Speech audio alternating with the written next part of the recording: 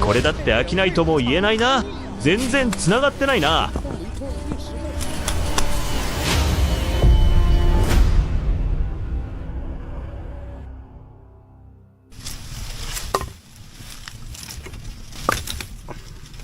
まずは腹ごしらえだ。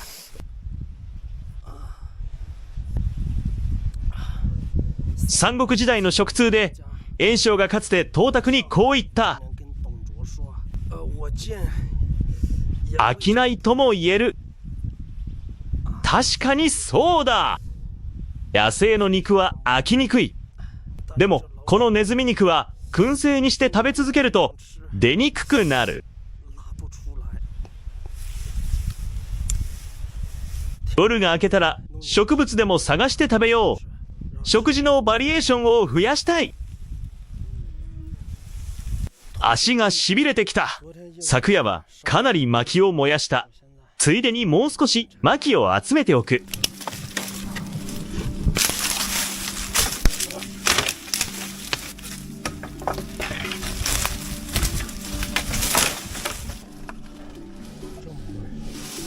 昨日使った分の薪を補充しないと。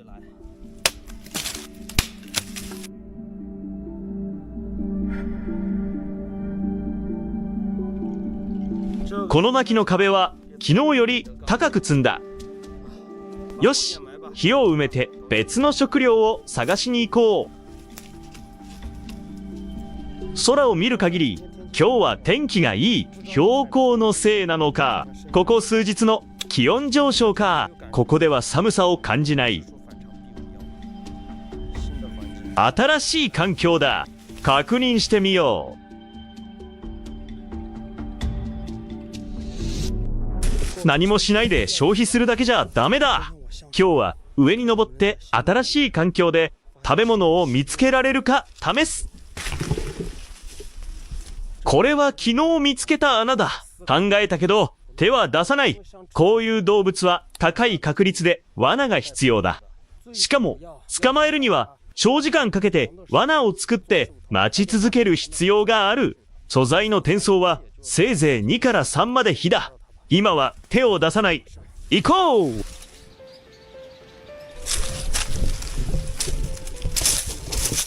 クズのつるだ。でも食べられるタイプかわからない。つるの状態で見分けられる。食用かどうかは判断できる。この季節は葉はもう枯れている。少し甘みがある。かなりの確率で食用のタイプだ。もし少し渋くて苦いなら食べられないタイプだ。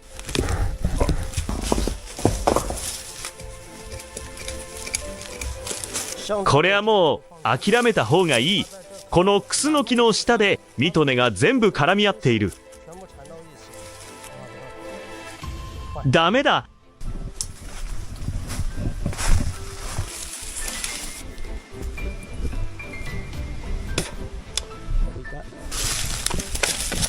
これはかなりいい。シュズルから伸びる福ズルはセンチトウと呼ばれていて、節のある場所ごとに小さなオーレができる。シュトゥルには大きいカズラ根があるけど、センチフジの方が柔らかい。だから今はこのセンチフジをたどって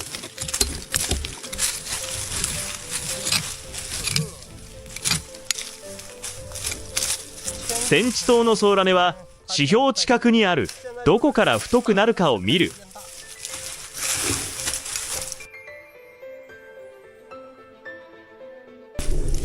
ここから太くなっている。でも石に邪魔されている。横の根も太くなってきている。下は岩盤だ。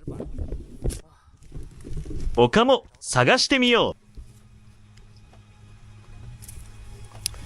う。いいぞ。これはかなり良い株だ。全部センチフジだ。節ごとに実がある。この一帯全部だ。木も少なくて掘りやすい。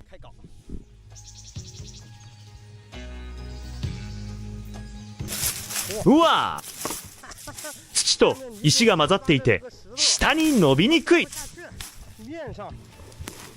これが理想的な状態だ。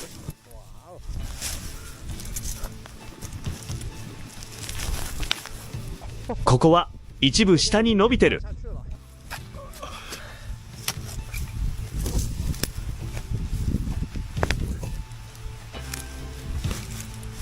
小さいのにも利点がある。こっちを見てみよう。小さすぎる。掘る価値はない。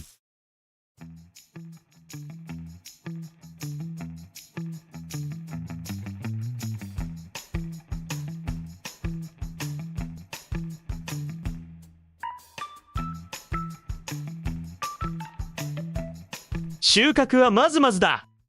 汗をかいて頭がすごくかゆい。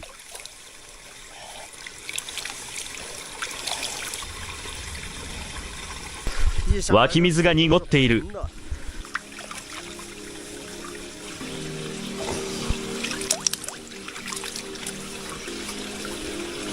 この水を見てみろ。残念ながら魚はいない。魚がいれば手間が省けたのに、本当は体を洗いたかったが、カズラネを少し食べる。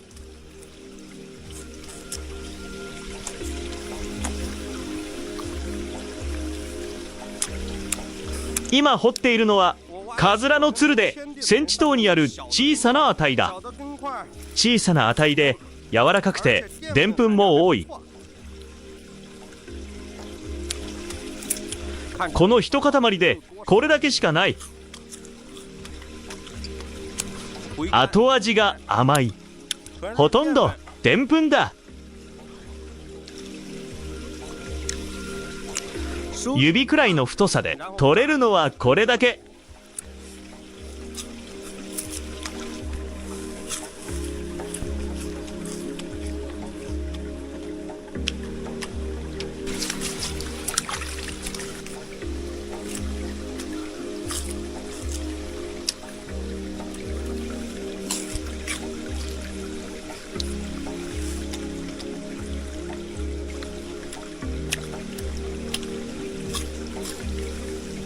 とりあえずここにつけておく。まだ時間があるから。さらに上に行って探してみる。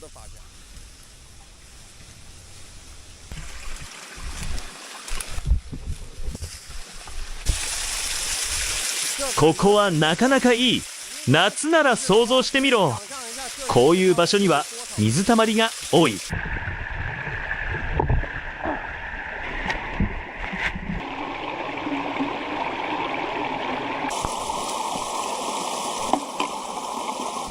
サバイバルでは情報に注意が必要だ。この枯れた竹が教えてくれる。上には竹林がある。この断面から見て竹を食べるネズミがいるはずだ。この辺りの地形は岩だらけだ。貝林を見つければ。土が浅い場所なら竹ネズミは捕まえやすい。やっぱりの味は飽きない。上に竹が見えた。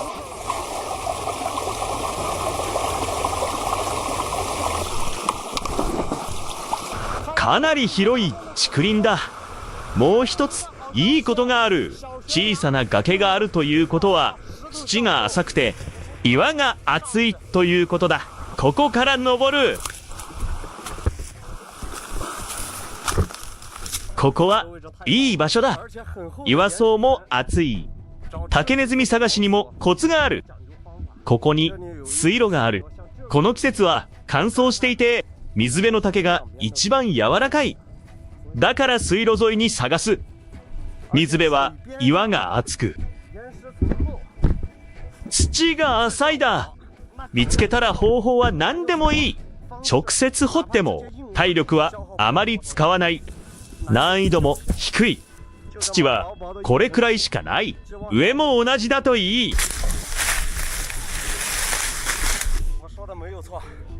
そこには土の塊がある。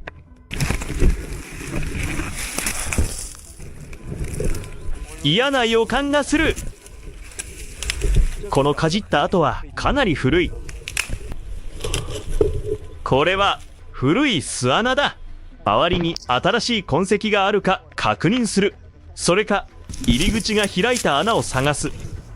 どれも古すぎる。開いた穴は見つからない。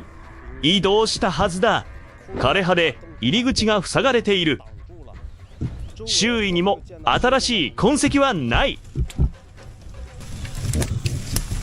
さらに上へ行こう。この痕跡も竹ネズミのものだ。かなり古い。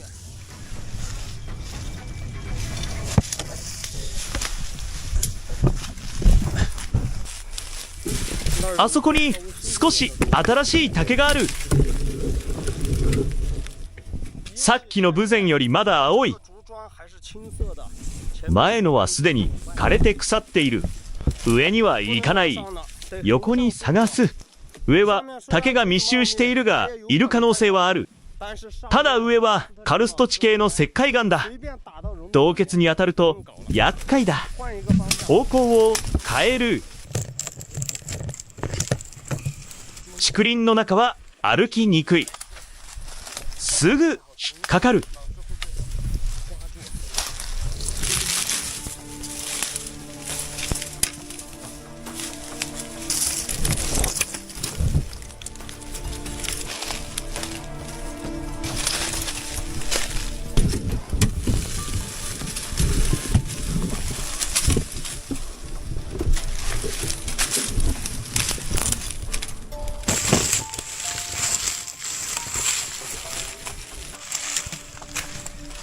見つけた。入り口が開いている。もう少し探してみる。あそこに土の山がある。中にいるかもしれない。また入り口が開いている。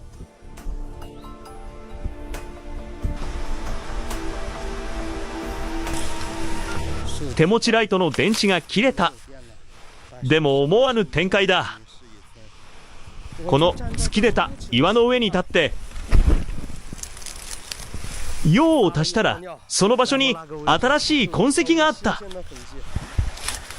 努力は無駄にならない。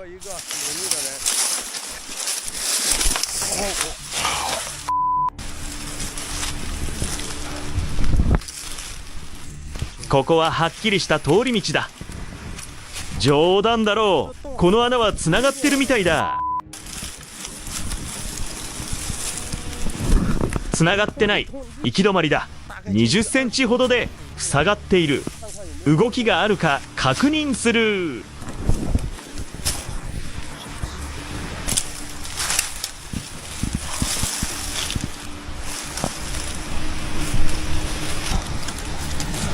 全部新しい。あっちは石で奥に続いていない。竹も新しい。ただ穴の間隔があって、ここにもあってあそこにもある。今掘ると時間が足りない。下の土はすでに掘られて空洞になっている。反応がないということは中にいる。今は絶対に刺激してはいけない。竹ネズミは臆病だ。今少しでも掘って途中でやめてしまうと、翌日には移動してしまう。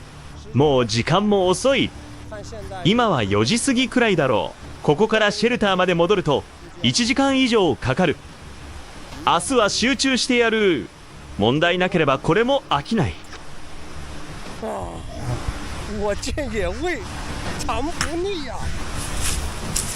よし、先にシェルターに戻る。ヘッドライトの電池ももう少ない。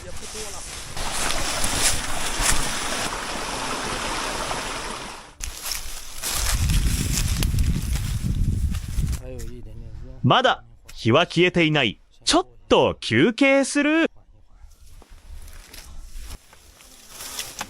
今日は上り下りが多くて疲れた。特に竹ネズミ探しだ。最初は全然見つからなかった。でもこれは諦められない。でないと頑張ったのに何も得られない。それは悔しい。少なくとも5つは空の穴を見つけた。用を足している時に状況が変わった。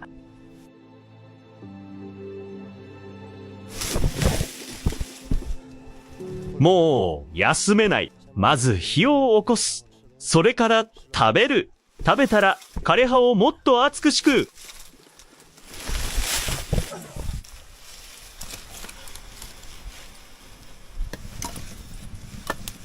一つ試しに食べる。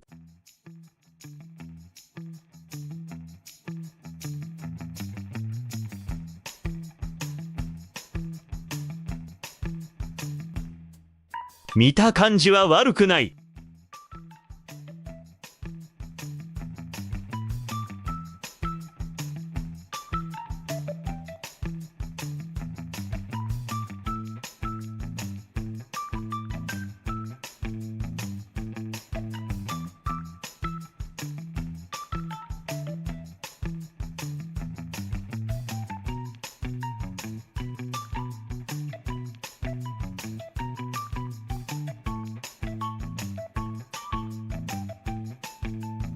カズラネはいいけど歯が疲れる。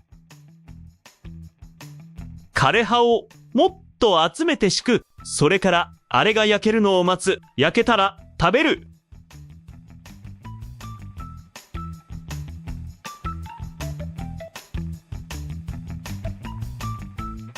いやいや、よく見ればいい知らせがある。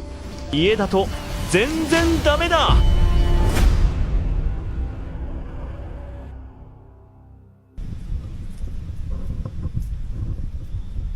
焚き火の壁にまた薪を積み直した。今はまず食べることが優先だ。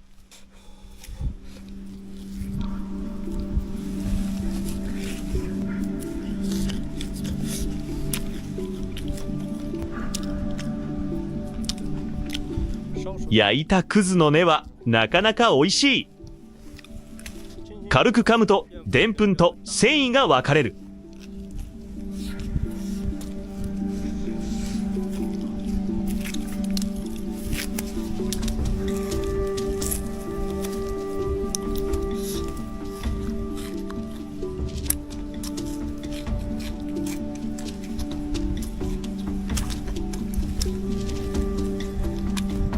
オーケー。昨日見つけた竹を食べるやつを捕まえに行く。あそこまでは最低でも1時間半はかかる。引っ越してないといいけど。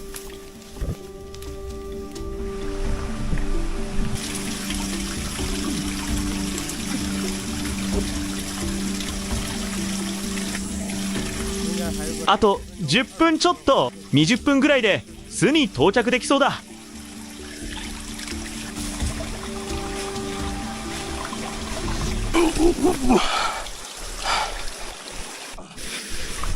もう竹が見えてきた。昨日見つけた巣はあの辺りだ。水分補給して少し休もう。準備開始だ。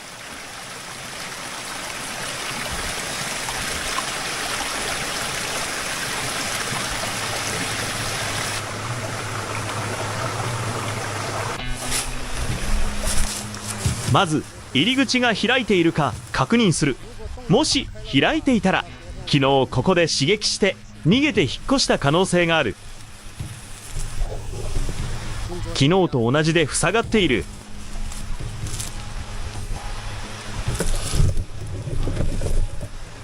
この穴も開いていない。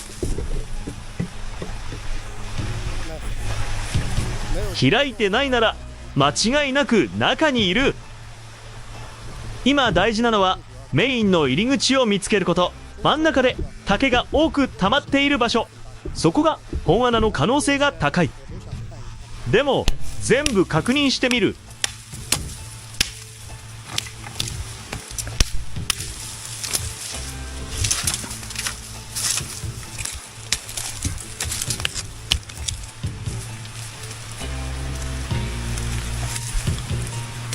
すごく新しい。これは間違いなく逃げ道の穴だ。この逃げ穴はここから入る構造で木の根が邪魔して掘り進めない。反対側は斜めに伸びていてここにつながっている。こっちが本穴だ。 100% 中にいる。しかも新鮮だ。これは逃げ穴だから塞いでおく。しっかり押し固めないと。上の穴も確認する。いきなり本穴を掘ると驚いて別の穴から逃げるかもしれない。福穴は普通土で塞がれているけど、その土が薄いかもしれない。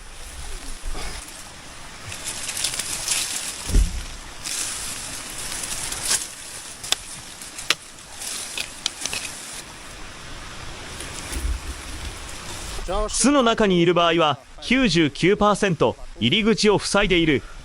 この福穴を確認してよかった。こっちにもつながっている。あの穴と連結している。ここには竹くずや糞や土が混ざっている。この穴は土が薄く覆ってあるだけで助かった。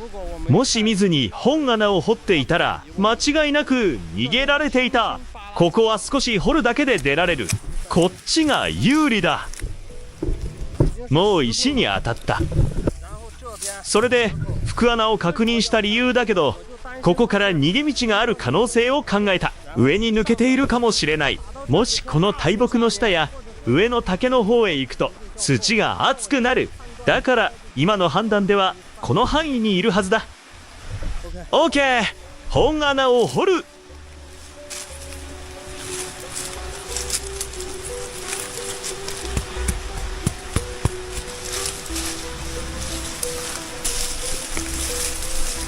いい知らせがある。この流れを見るとこの岩と向こうは一体になっている。斜めになっているから一番深いところでもせいぜい5から8までセンチくらい。範囲もこの数平方メートルだけ。水を飲んで少し休む。準備して掘る。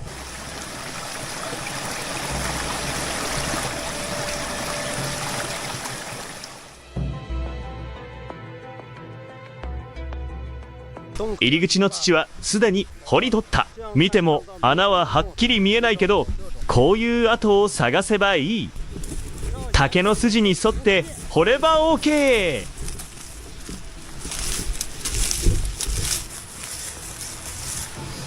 すごく新しい。ここがメインの空間だ。かなり広い。そしてさらに奥に続いている。こっちは浅い。中は広い空間で乾いた落ち葉がいっぱいだ。ここは寝床だ。となるとあっちへ逃げたはずだ。さっきの時点で驚いて奥に逃げ込んだ可能性が高い。奥は入れないから、こういう時は竹を使って穴の奥行きを測る。どれくらい続いているか確認する。 OK。 竹は柔らかいから少し曲がっていても押し込める。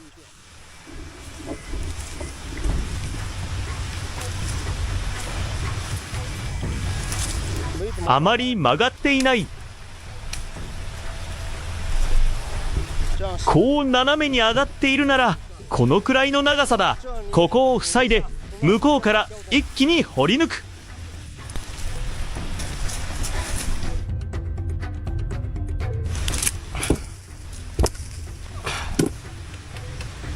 掘り通し完了だ。さっき棒を差し込んだ時だいたいこの辺りまで届いていた。でも途中で詰まった感じがした。穴が曲がっていたからだ。あっちの穴がここにつながってこう続いている。ここにも穴がある。こっちにつながっている。今ここにいると思うか。いやいや、よく見てみろ。枯葉がある。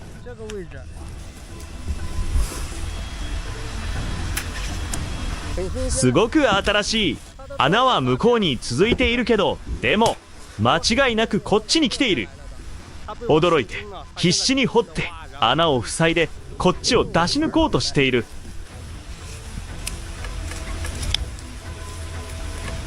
こう斜めに上がるならこの竹の下あたりだ。ここを完全に塞ぐ。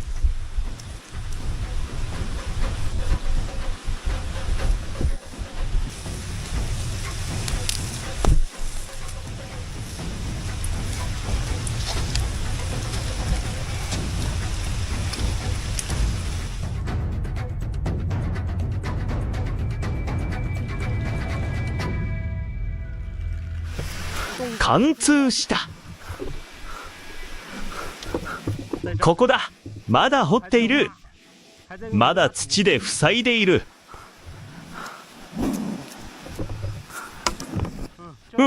土が柔らかい。まだ中で掘っている。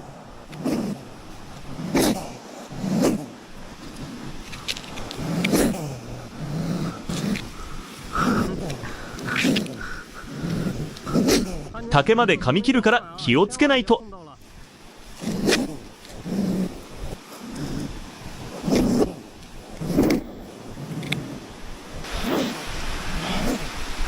ここで一応説明しておく。これは仕込みだ。小型の機械で掘った穴で見た目を竹ネズミの巣に似せている。そこに竹ネズミを入れて撮影している。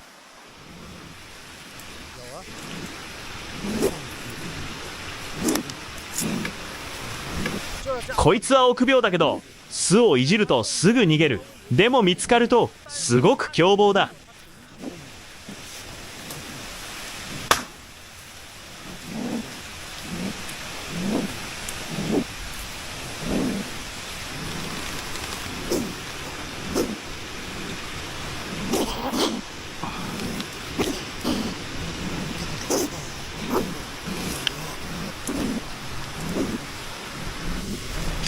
こいつ手強いな。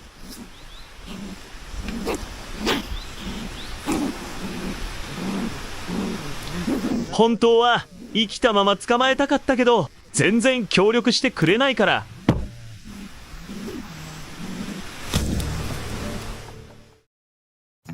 悪くない。3から4まで引きはいる。そろそろ避難所に戻るか。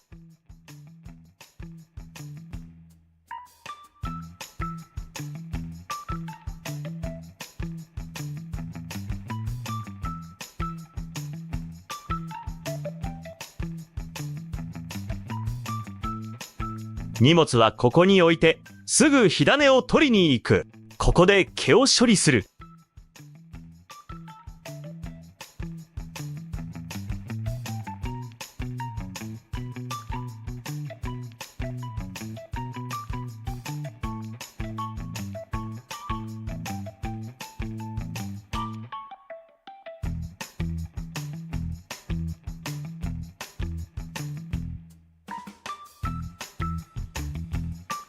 肉の処理は終わった。でも今日は内臓を先に食べる。野草も多めにとって竹筒で内臓を煮る。そこに野草を入れれば絶対に美味しい。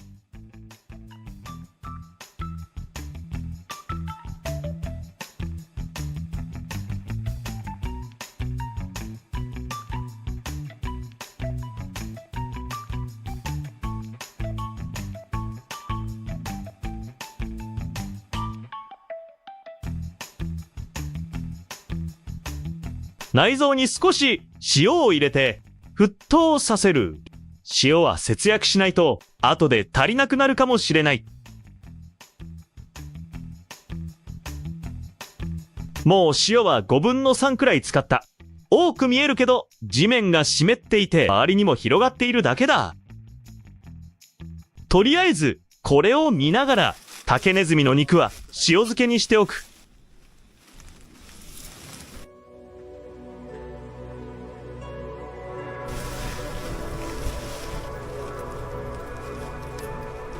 野菜も入れた。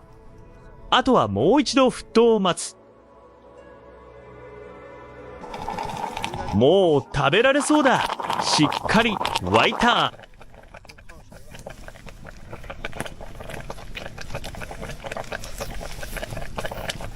内臓の油もちゃんと取ってある。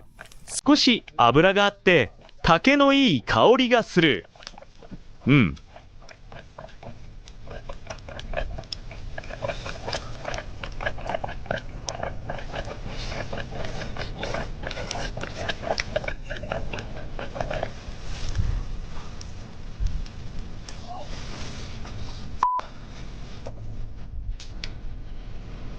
尻尾もちょっとやけどした。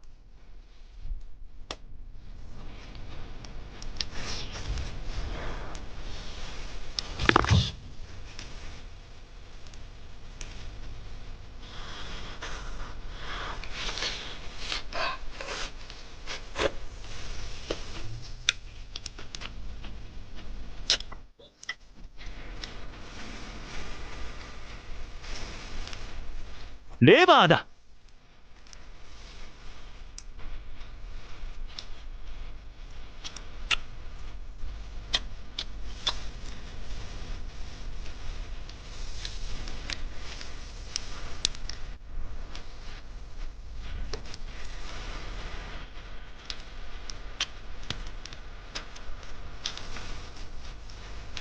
スープを飲んでから内臓を食べるといい。ゆっくり行こう。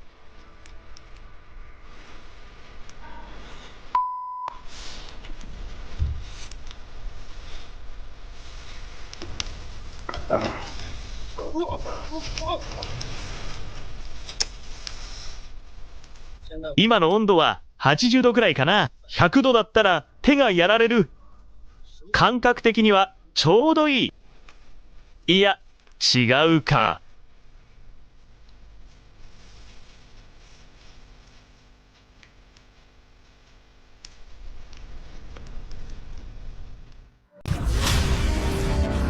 カップルがいるなら食べられるものも見つかるはずだ。これはちょっとひどい行為だ。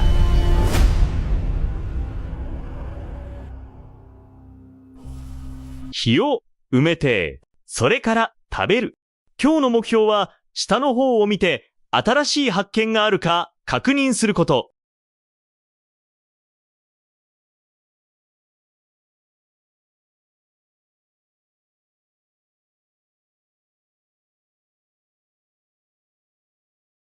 これは乾きすぎている。まず下へ行こう。水を飲んで新しい食べ物を探そう。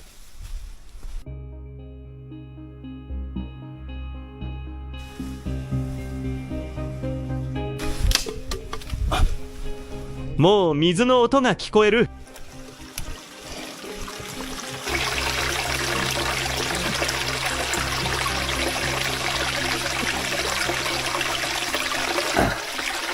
この水はとても甘くて美味しい。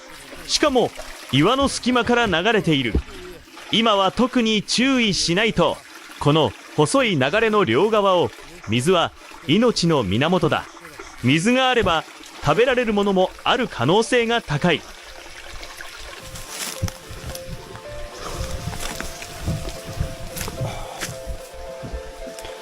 苔がたくさんある。苔があるなら食べられるものもきっとある。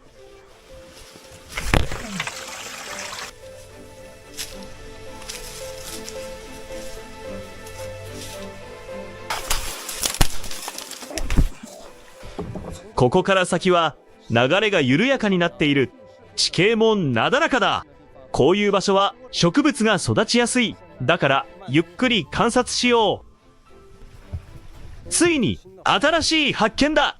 見える？あの木の下に山の芋のつるがある。でも何度も嵐や吹雪を経験しているからまだ見つかるかわからない。根の場所が上から行こうと思ったら一つ見つけた。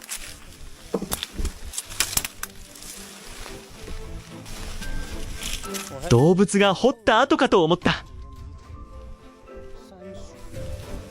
この岩の下に通り道ができている。まずあそこで山の芋があるか見てみよう。あの辺りは全部カエデ林だ。よく観察してみる。見つけた。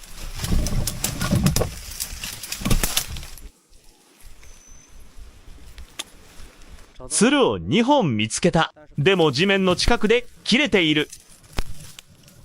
このつるは太い。もうこんなに乾いている。これも切れている。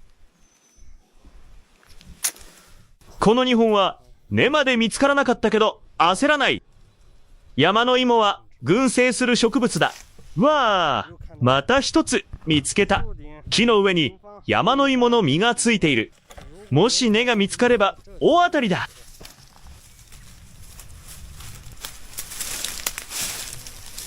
山の芋はもう諦めよう。上から伸びてきたつるも見つからない。やっぱり渓谷に沿って下へ行こう。昨日食べた野生の黄砂を多めに探そう。昨日食べた竹をかじるネズミと、あと牛の肉もあったし、バランスのいい食事って感じ。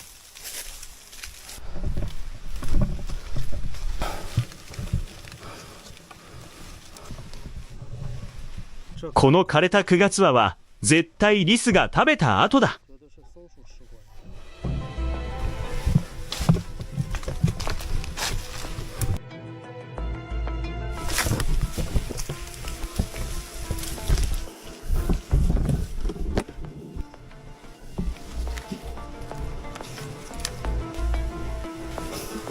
これはリスの貯蔵穴だ。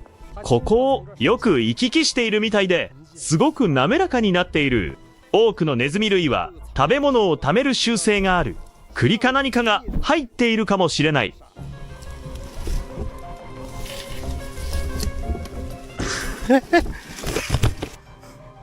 すごく小さい栗だ。腐ってない。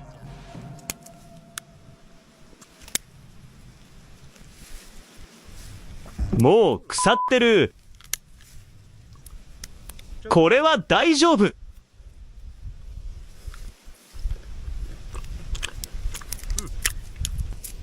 めちゃくちゃ甘い。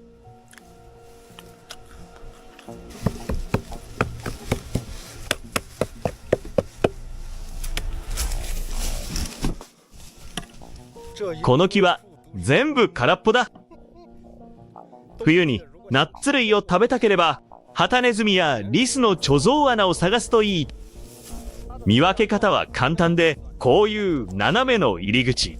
そして上はしっかり覆われている。雨が入りにくい貯蔵穴になっている。この部分は上下ともすごく滑らかで、周りとは全然違う。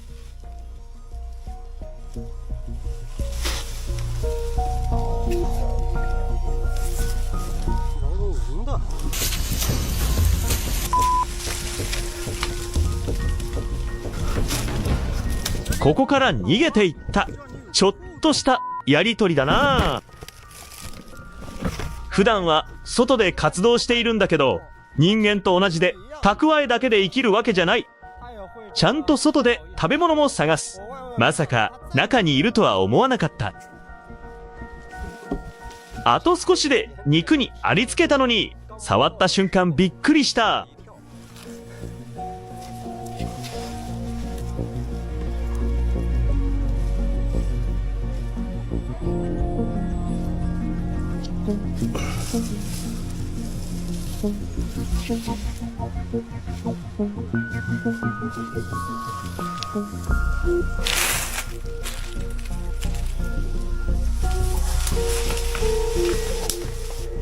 中はかなり乾燥している。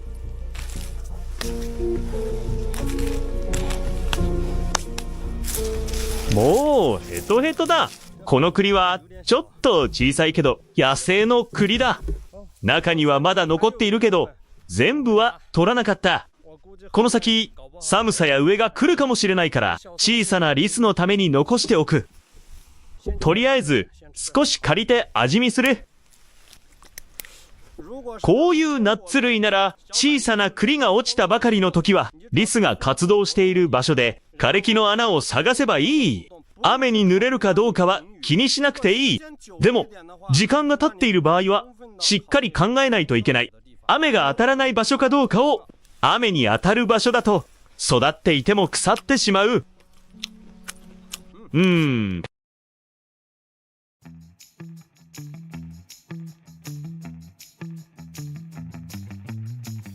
すごく甘い。これもう腐っている。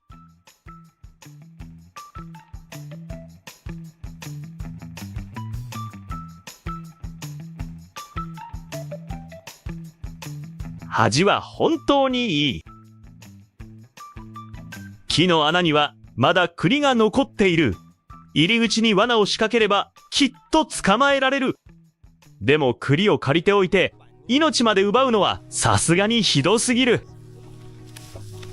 先へ進もう。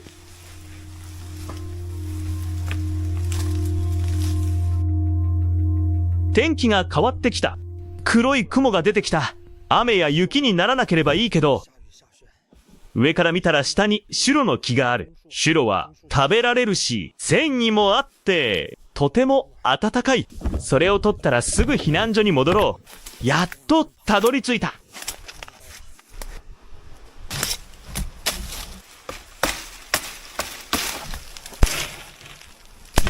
いい素材だ。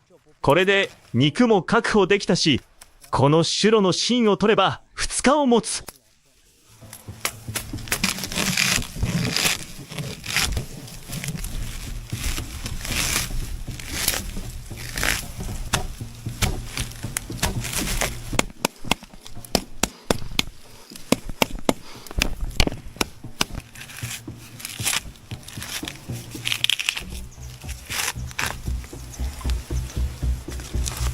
OK。これでシュロの皮を丸ごと取れる。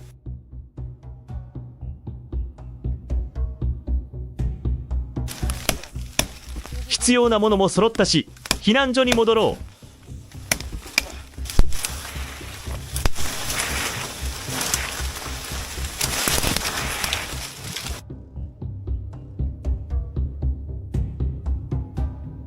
シュロの芯も確保した。さっき曇っていたのに、今はまた晴れてきた。これはちょっとおかしい。急いで繊維をまとめて仮の避難所に戻る。それから準備をする。素材がどれだけアップできても明日は必ず大きな木の避難所に戻る。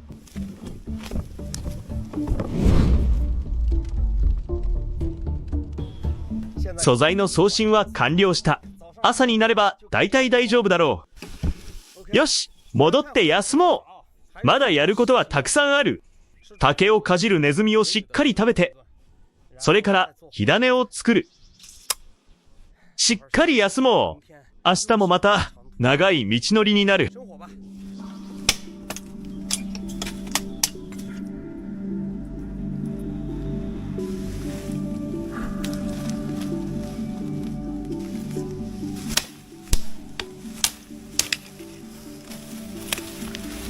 竹を食べるネズミは焼いて食べる。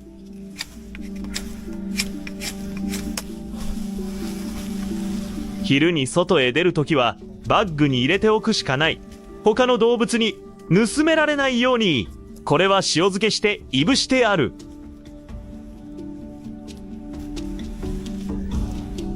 まるで開いた手羽先みたいだ。焼き上がるまで1から2時まで間くらいかかりそうだ。まずは弱火でじっくり焼く。急ぐと外だけ焦げて中華製のままになる。 OK。 この間にカズラの根を取りに行こう。火起こし道具を作る。カズラのつるは加工作りに最適だ。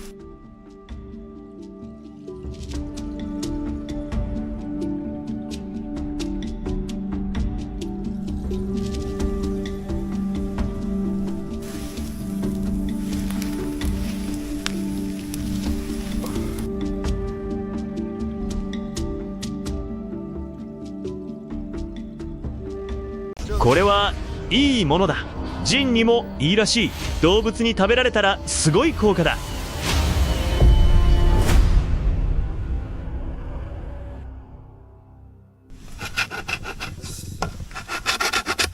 ちょっと水を汲んでいぶしたネズミを煮て食べる。そのままだと乾きすぎている。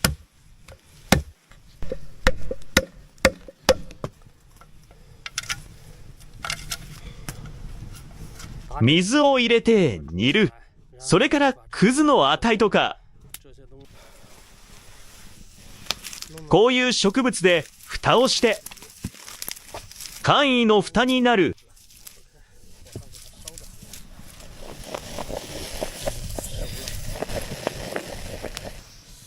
悪くない。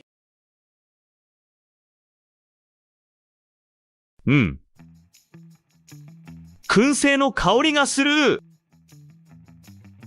味がいい。皮はすごく弾力がある。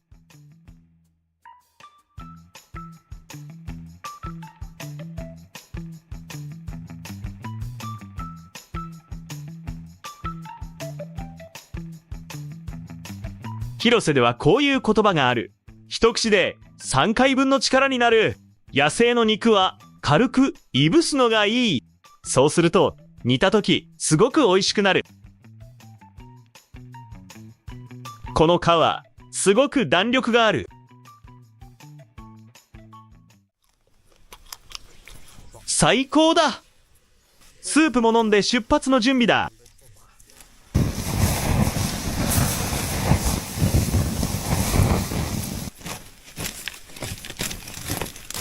離れるときは必ず火を消す。OK! 出発。今回の素材回収はここまで。思った以上に収穫があった。いい繊維も取れたし、残りのクズも全部持った。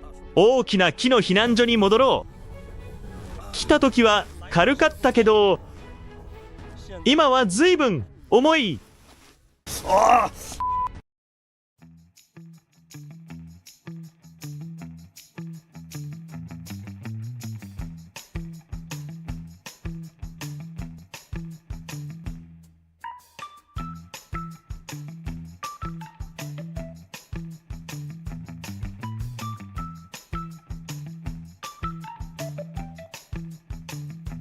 やっとここまで来た。ここから避難所に戻る。この渓谷は長い区間で水がない。ここで水を補給する。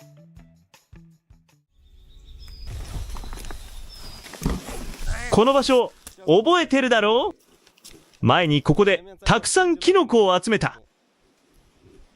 大事なことを忘れていた。前に炉を作った時、煙の通り道を残していた。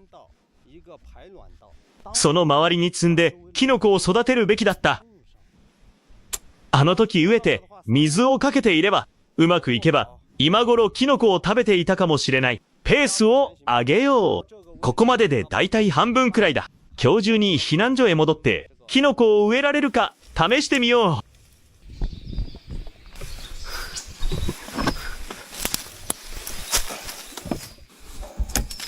これはかなりいいものだ。宿り木茶だ。鳥によって運ばれて他の植物に付着して育つ。この芽、すごく綺麗だ。小さいけど少なくとも1から2まで花月は育っている。お茶にするとかなりいい感じになる。地元ではジンにもいいって言われてる。避難所に近づくほどちょっと心配になる。長い間罠を仕掛けてたから、もし取れてたら腐ってないか心配だ。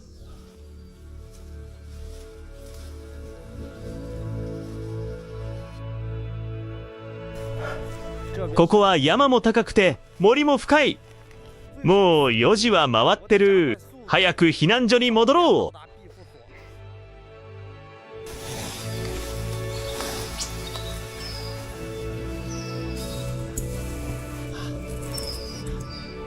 やっと大木の避難所に戻ってきた。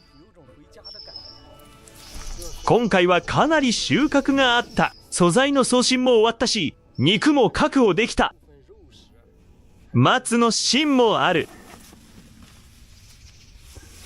火種はまだ暖かい。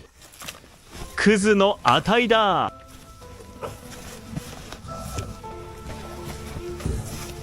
バッテリーはもうあまり残ってない。中を確認する。外にいる間ずっと充電してた。ここ数日天気が良くて満充電できた。これ以上は逆に危ない。一番大事なシュロの芯、かなり重い。柔らかい部分も結構ある。繊維も取れる。寝床に敷けばかなり暖かい。薪がほとんど残っていない。今夜のためにもっと集めないと。薪を集めて火を起こして肉をさらにいぶす。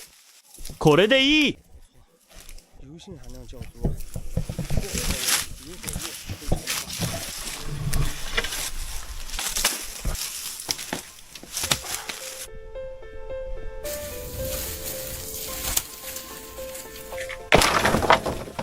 まず火を起こしておく。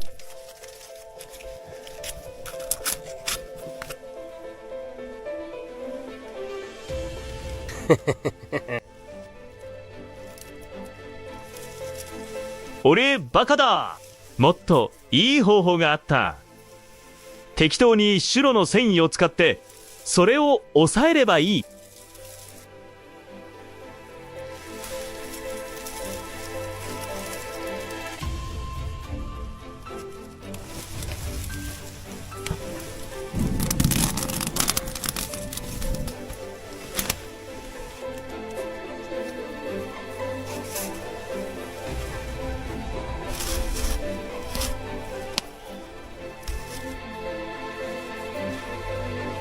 ヤマネズミがまだ3匹残ってる。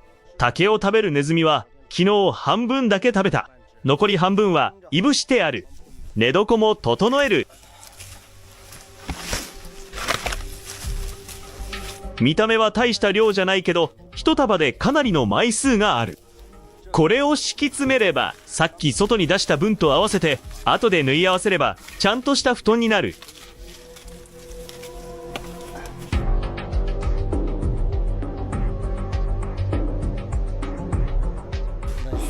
もう3から4までそうくらい敷いた。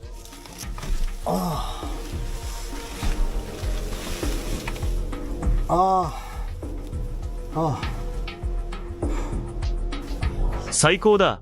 上にかけるのも作ればさらに快適だ。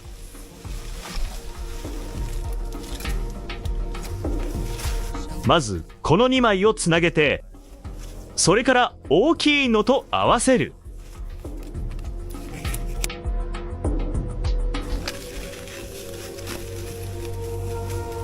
もともと円があるからまとめて縛りやすい。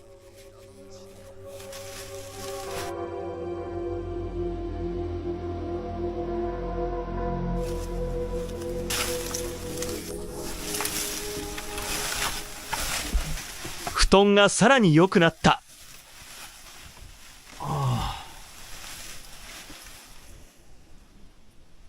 ここは炉の近くだから熱が反射して暖かい。薪を整えて食事の準備だ。なんで罠を見に行かないのかって思う人もいるかもしれない。でもこの数日で他の動物に食べられるか腐ってしまっている可能性が高い。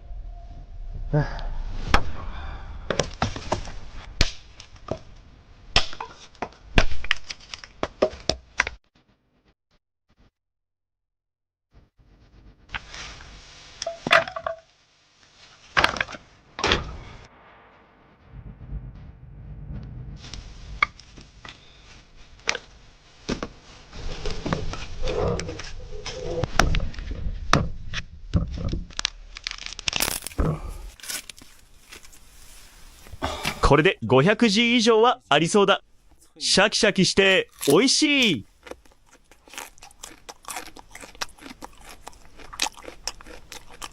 甘い。渋みもほとんどない。環境か季節の影響かもしれない。普通は少し苦みがあるけど、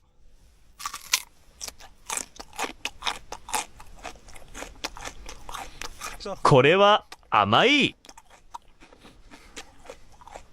これを小さく切って火のそばで焼く。まず火を強くして炭の上に置いて焼く。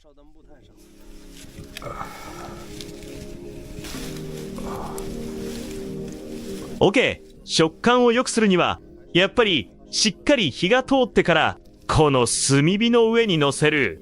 あとは時間に任せる。さっき水を飲みに行ったけど、今まで火は強かった。全部赤い炭になっている。この炭を取り出して白の芯を乗せる。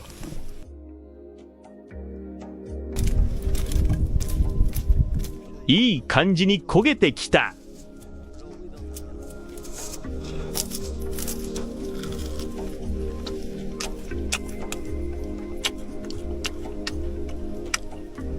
焼いた大根みたいだ。でもこっちの方が甘い。さつまいもに近い食感だ。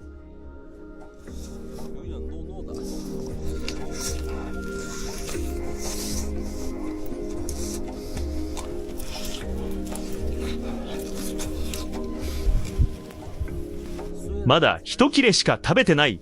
これ、かなり腹にたまる。あ、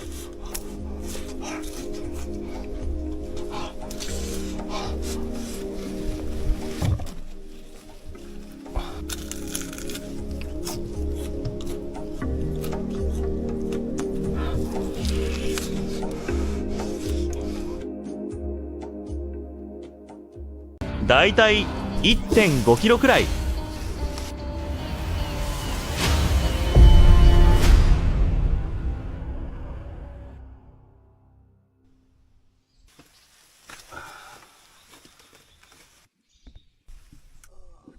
昨日は長旅で本当に疲れて、今までずっと寝てた。空一面が晴れていて、面のような雲は雨をもたらし、面上の雲は雪になる。北西から風が吹くと雲が伸びて、氷は夜まで続くことが多い。あの方向の雲は繋がってきているけど、まだ風は出ていない。80% くらいの確率で吹雪が来ると思う。まず、火を埋めておこう。焼いた方が美味しいけど、時間がないから急がないと。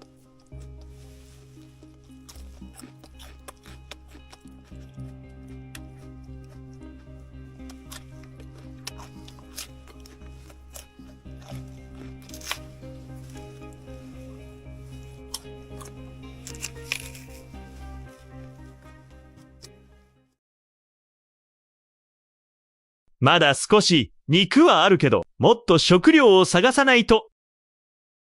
これからの厳しい天候に備えて、とりあえずバッグに入れておこう。これで動物に盗まれる心配はない。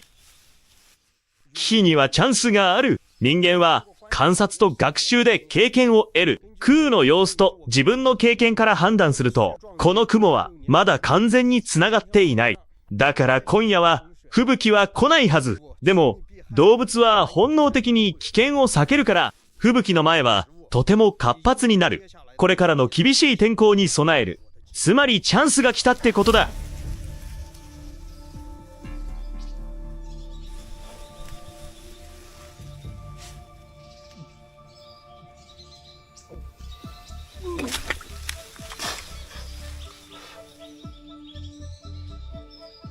鳥の鳴き声がまだ活発だ。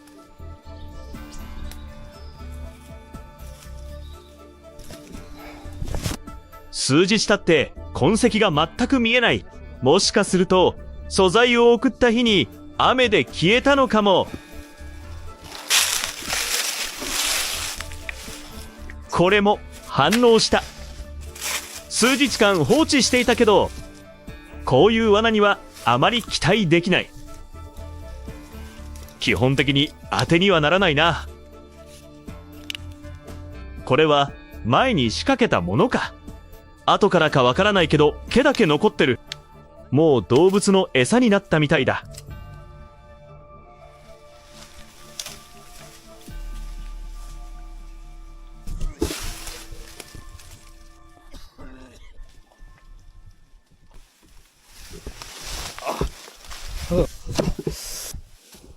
さっきのやつは穴の中にいて、罠にかかって死んだ後、山猫やワシに見つからなかったのかも。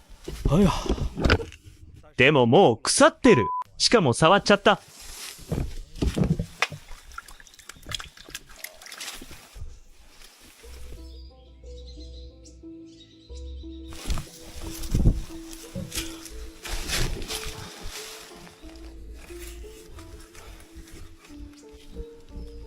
ここ数日の強い日差しで、もう弾力もなくなってる。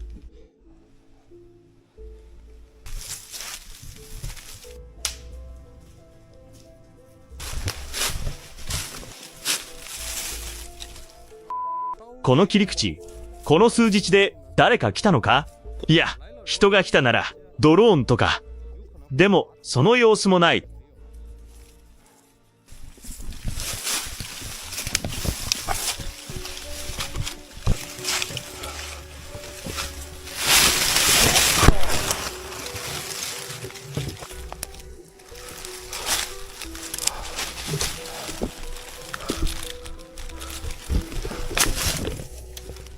違う。これは人が切った跡だ。こうやって切り落としてる。わかった。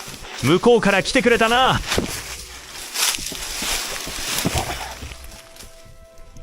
努力してもこれは意味がない。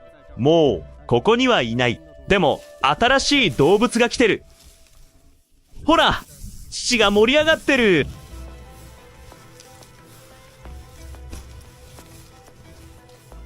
間違いない。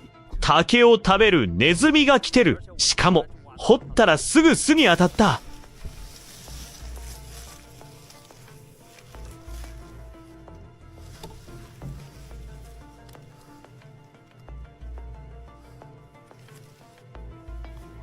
めちゃくちゃ新しいクソだ。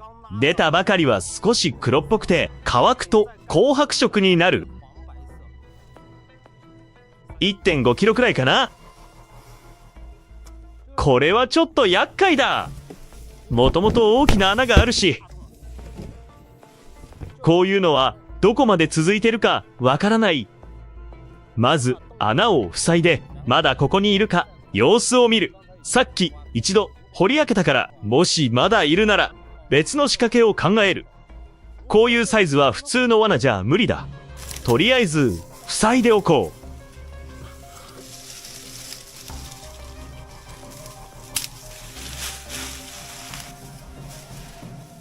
この一帯の穴は全部塞いだ。こいつは臆病で、昼は穴に隠れて夜に出てくる。しかも中には新鮮な竹がたくさんある。引っ越すか出てくるか様子を見る。もしそのまま出てきて穴が開いたままなら引っ越したってこと。逆詰めた枯葉をどかしてに、また土で埋めたらまだここにいる。その時はちゃんとした罠を仕掛ける。OK、先に進もう。前に仕掛けた罠を見に行く。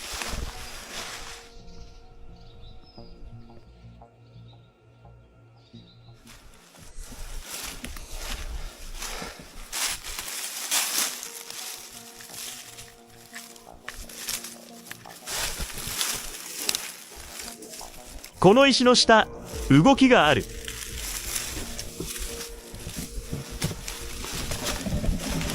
今、ちょっと心配なのは、仕掛けた罠に何かかかって、さっきのネズミみたいに腐ってないかってことだ。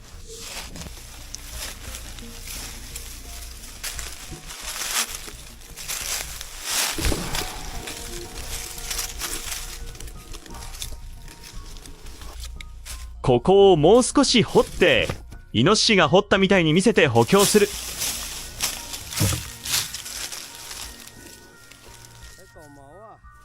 壊されてる。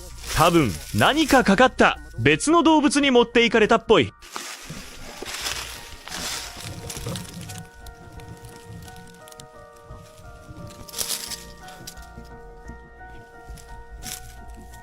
見てみる。もし他の動物に食べられてなければ、かなりの確率でまだ罠にかかったまま生きてる可能性もある。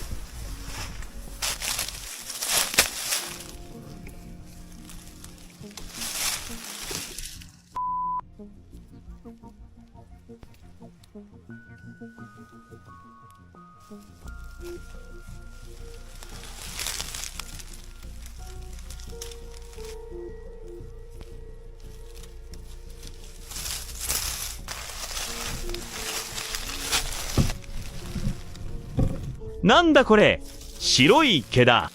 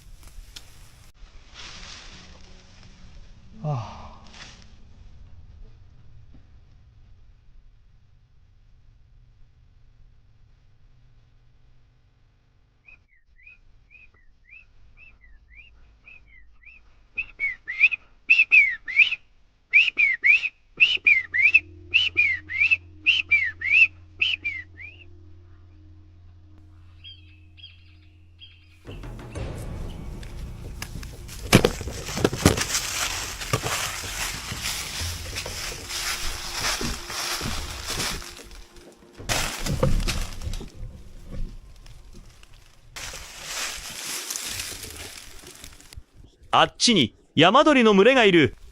今は群れで行動する時期で、7から8まで、羽から10羽くらい。重慶では20から30まで、羽の群れも見たことがある。ここで弦を集めて罠を増やそう。チャンスは逃せない。ここはあまり鶴が育たないのか。結構探しても2本しか見つからなかった。今は斜面を下って谷の近くでもう少し探してみる。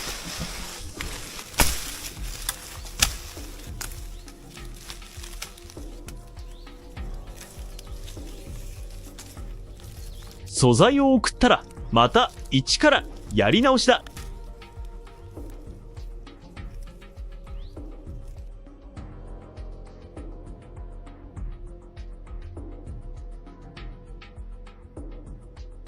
少なくとも2時間はかかった。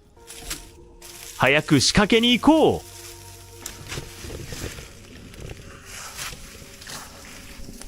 この場所はかなり良さそうだ。掘り返された跡がある。それに、見て、アリとか虫がいるだろう。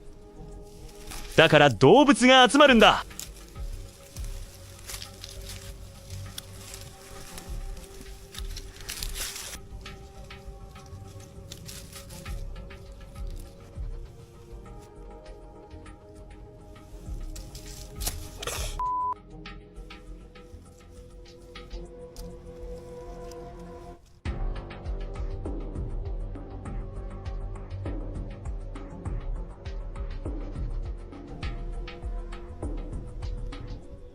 遠くまで行くとバッテリーが持たない。でも全部の罠を合わせて今は十数個仕掛けた。火を起こして何か食べよう。細い枝を燃料にする。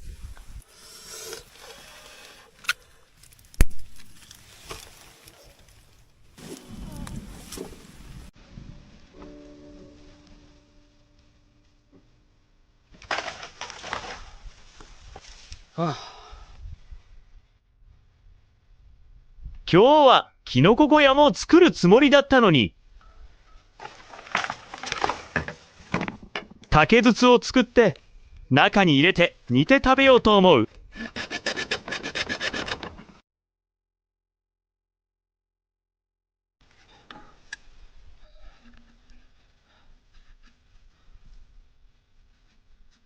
ちょうどいい感じだ。でも詰めすぎた。ゆっくり取り出そう。残りは少ないからこれを焼いて、焼いてる間に水を取りに行く。もう食べられそうだ。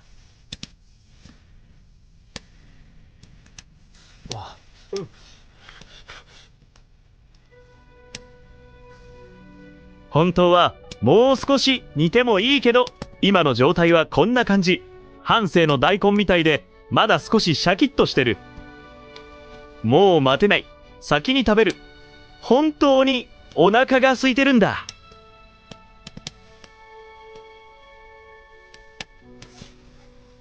下の方ほどよく火が通ってる。ほら、ついたら崩れるくらいだ。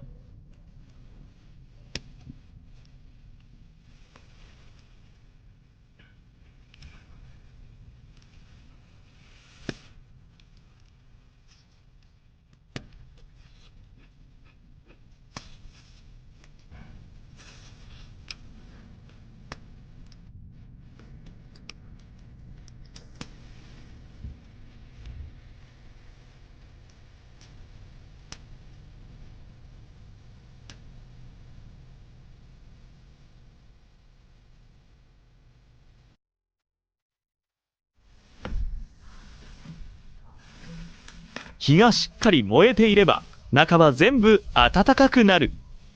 あいや。